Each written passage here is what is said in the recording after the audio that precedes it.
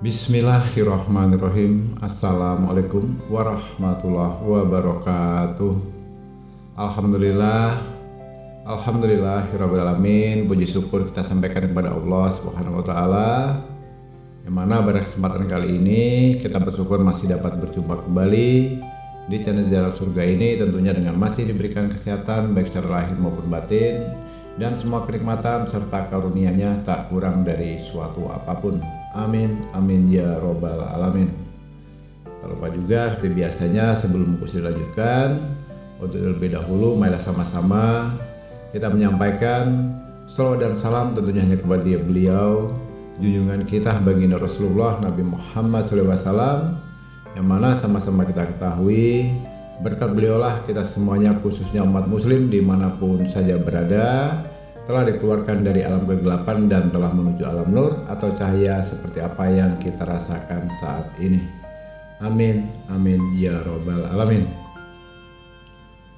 Allahumma sholli ala sayyidina Muhammad wa ala ali sayyidina Muhammad. Allahumma sholli wa sallim wa barik alaihi. Al-Fatihah. Baiklah kaum muslimin rahimakumullah, sahabat Jalan Surga dimanapun saja berada yang dirahmati oleh Allah. Alhamdulillah pada kesempatan kali ini Mbak Gusri akan membagikan satu buah amalan yang insya Allah nantinya ini bisa bermanfaat untuk saudara-saudaraku dimanapun saja berada. Yang mana pada kesempatan kali kita bahas adalah tentang keutamaan dari khasiat surah Al-Nasr. Nah, mungkin banyak yang tidak tahu atau mungkin bisa jadi ada di channel lain atau di konten-konten yang lain yang tentu saja berbeda versinya. Nah, ini dari versi saya sendiri, yang mana surah Al-Nasr ini mempunyai beberapa khasiat dan fadilah. Diantaranya ialah barang siapa yang membiasakan membaca surat Al-Nasr ini setelah mengerjakan sholat fardu nantinya, maka niscaya Allah akan memudahkan urusannya, serta dimudahkan segala keperluan atau urusannya, dan dimudahkan rezekinya dengan datangnya secara tidak terduga. Selain itu juga khasiat daripada surah Al-Nasr ini bisa membantu untuk diberikan kelapangan, dikelapangkan dadanya, dijauhkan dari segala kesukaran dan dihilangkan dari sifat kesal, emosi, marah, jenuh, dan masih banyak lagi yang lainnya ya. Yang mana nanti metode-metode ini bisa saudara-saudaraku praktekkan. Di antaranya kalau kita membiasakannya nanti membaca surah Al-Nasr ini 9 kali sehabis sholat fardu, itu maka nanti Allah akan menjauhkan kita dari kesempitan dan dimudahkan rezeki dan segala urusan kita. Nah, itu kalau dibaca 9 kali. Berbeda lagi kalau surah Al-Nasr ini nantinya dibaca 41 kali saudaraku. Apalagi dibaca 41 kali selama 7 hari, dimulai dari hari Ahad atau hari Minggu. Kalau 7 hari berarti dari hari Minggu sampai ke hari Sabtu. Dan itu syarat wajibnya harus betul-betul tidak boleh terputus. Ya.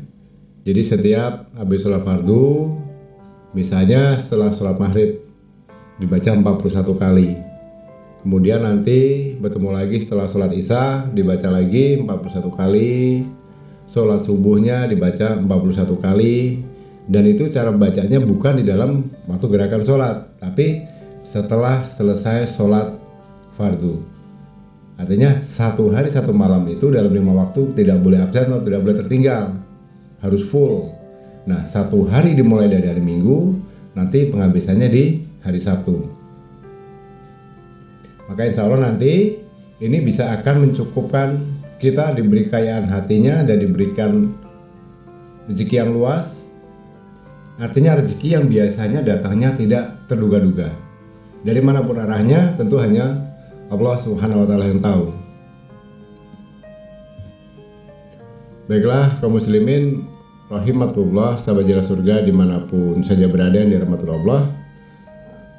Dan mengenai surah Al-Nasr ini, barang siapa yang berada dalam kesulitan atau kesukaran di dalam satu urusan, baik itu urusan dunia maupun urusan agama, ini Abang Gusti sarankan untuk berwudu dengan sempurna, dilanjutkan dengan sholat 2 rakaat, itu kan lebih bagus ya. Lebih bagus sholat rakaatnya ini diambil di atas jam 12 malam. Artinya di atas jam 12 malam seperti biasanya di konten-kontennya sebelumnya, Abang Gusti sudah mengajarkan bagaimana tata cara sholat hajat 2 rakaat.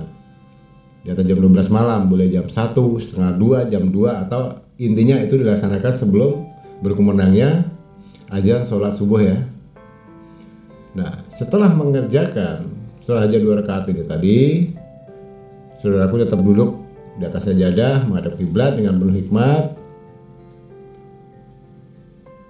sambil membaca surat Al-Nasr ini sejumlah hurufnya. Nah, ini yang menariknya ya. Kita membacanya itu sebanyak jumlah hurufnya surah Al-Nasr itu sendiri.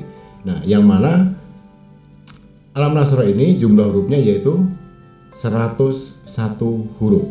Nah, jadi putarannya setelah kita melaksanakan sholat hajat 2 rakaat, kemudian langsung kita membaca surah Al-Nasr ini sebanyak 101 kali, 101. Nah, ini paham ya. Dan kemudian setelah selesai berdoa dengan sesuai keinginan atau apa yang menjadi hajat keinginan saudaraku itu sendiri. Dan satu hal yang perlu dicatat, ini pun akan lebih bagus dilaksanakan selama 7 malam berturut-turut. Mulainya dari kapan? Mulai dari hitungan hari Ahad atau hari Minggu, nanti berakhirnya dari Sabtu.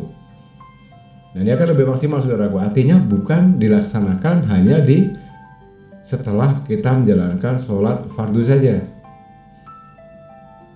Sempatkan atau usahakan itu kalau bisa selama dalam proses 7 hari berturut-turut kita membaca surah Al-Nasr 41 kali setiap sholat fardu, dan usahakan juga di 7 malam itu juga bersama dengan itu dibaca sebanyak 101 kali. Diakhiri tentunya sesuai dengan hajat atau keinginan masing-masing. Dan ingat, sekali lagi Abang boleh tegaskan, doanya cukup satu saja sesuai memang yang saat ini benar-benar urgent atau dibutuhkan.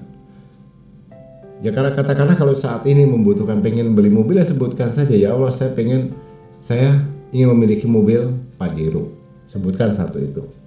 Besoknya diulangi dengan jawabannya sama. Jadi selama dalam 7 hari ini, kalau doanya minta mobil, ya mobil itu aja. Jangan hari ini minta mobil, besok minta rumah, besok minta duit, ini ribet nantinya. Kalau memang kita memiliki kebutuhan uang yang mendesak, artinya bisa untuk biaya hidup, modal usaha atau bayar utang, ya sudah sebutkan saja berapa yang menjadi keinginan dari saudara itu sendiri. Katakanlah 10 miliar, ya sudah sebutkan saja, ya Allah berilah aku rezeki berupa uang senilai 10 miliar. Kalau itu sudah disebutkan di hari pertama, di hari kedua, ketiga, kemarin, ya itu saja disebutkan. Itu usahakan secara konsisten, lakukan secara istiqomah selama 7 hari berturut-turut. Artinya satu doa hanya berlaku untuk satu proses ini. Kalau seandainya ada 2 atau 3 permintaan bagaimana Abah? Ya tadi sudah saya sampaikan, hanya cukup satu saja. Selesaikan dulu 7 hari. Ya jika nanti sudah diijabah oleh Allah, sudah terkabul menjadi hajat kita, minggu berikutnya nanti dilanjutkan dengan keinginan kita yang kedua. Katakanlah untuk yang minggu ini pengen uang, sudah uang dulu. Nanti setelah 7 hari, kalau memang itu dijabah oleh Allah, diganti lagi dengan doa atau keinginannya minta apa, mobil, ya sudah mobil selama 7 hari dan seterusnya. Itu nggak ada susahnya dan nggak ada ruginya saudaraku ya. Namun begitu, satu hal yang perlu diingat dan harus dicatat, tetap Jangan jadikan ini tujuan, dengan begitu terus kita mentang-mentang dengan ini nggak mau lagi kerja, nggak mau apa lagi. Ya bekerja secara seadanya kita tetap bekerja seperti biasa. Ya. Secara spiritualnya kita melakukan hal seperti ini.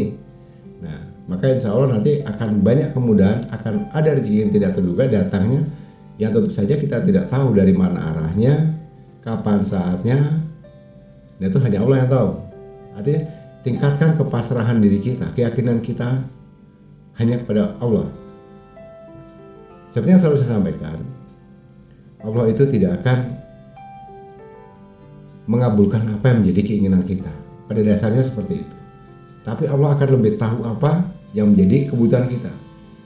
Sebenarnya tanpa diucapkan pun, dalam doa itu Allah sudah tahu apa yang menjadi keinginan kita. Saat ini saya membutuhkan bayar hutang, katakanlah 1 miliar atau 10 miliar. Allah tahu itu. Jadi kata sebutan dari doa kita itu hanyalah sebutan atau kata kiasan saja. Hati ini sudah bisa nggak dibohongi. Hati dan pikiran kita uang dan uang. Allah tahu itu. Jadi lebih fokuskan saja ke ibadahnya, tingkatkan keyakinannya, mantapkan hatinya, niatkan seikhlas-ikhlasnya lillahi ta'ala hanya kepada Allah SWT. Dengan begitu, kalau kita sudah berpasrah, kita serahkan semuanya kepada Allah, maka yakinlah pada saatnya nanti. Sekali lagi saya sampaikan, Allah lebih tahu apa yang menjadi kebutuhan kita, dan Allah akan mengabulkan apa yang menjadi kebutuhan kita saat ini. Baiklah kaum muslimin rahimahumullah, sahabat Jala Surga dimanapun saja berada dan rahmatullah Allah.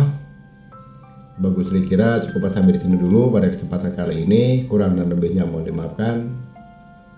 Jika ada salah dalam penyampaian ucapan atau perkataan, karena pada dasarnya sama-sama kita ketahui, kita sebagai manusia tentunya tidak akan pernah luput dari namanya khilaf dan salah.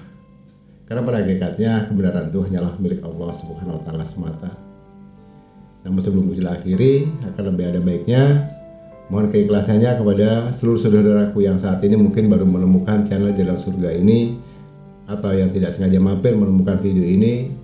Mohon untuk membantu Bagus Li, membantu membesarkan dan membangun channel Jalan Surga ini agar kedepannya bisa semakin bertumbuh dan berkembang menjadi lebih baik, dan besar harapan saya pribadi bisa bermanfaat untuk kita semuanya di kemudian hari. Amin ya rabbal alamin. Terima juga Bapak ucapkan ribuan terima kasih untuk saudaraku semuanya yang telah menyempatkan waktu menyimak video dan audio ini hingga selesai. Sekali lagi mohon maaf atas segala kesalahan dan terima kasih. Di akhir kata, wabillahi taufiq wal hidayah. Wassalamualaikum warahmatullahi wabarakatuh.